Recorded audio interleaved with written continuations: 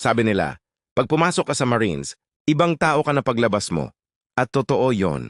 Hindi lang katawan ang binabago ng training, pati puso, isip, at pananaw mo sa buhay. Kung dati madali kang sumuko, sa Marines matututunan mong lumaban kahit pagod ka na. Kung dati reklamo ka ng reklamo, sa Marines tahimik kang kikilos kahit gaano pa kahirap. Doon mo marerealize na hindi pala kailangan ng galing agad. Ang kailangan lang ay tapang at disiplina. Araw-araw kang sinusubok, sa init ng araw, sa bigat ng dala, sa gutom, sa puyat, sa takot.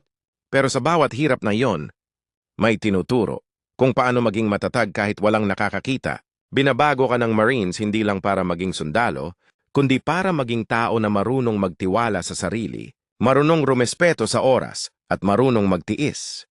Matututunan mong pahalagahan ang simpleng bagay, tubig, pahinga, at samahan. Doon mo rin makikilala kung sino talaga ang kasama mo sa laban at sino lang nandyan kapag madali ang sitwasyon. Sa Marines, hindi mo lang natututunan kung paano lumaban sa labas, kundi kung paano mo lalabanan ang sarili mong takot sa loob.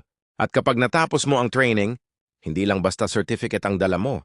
Dala mo ang kwento ng bawat araw na muntik ka ng sumuko pero pinili mong lumaban. Dala mo ang tapang na hindi natuturo sa libro, kundi sa bawat pawis, sakit at dasal. At kapag suot mo na ang uniform, hindi lang basta tela yan. Simbolo yan ng pagbangon mo sa lahat ng hirap.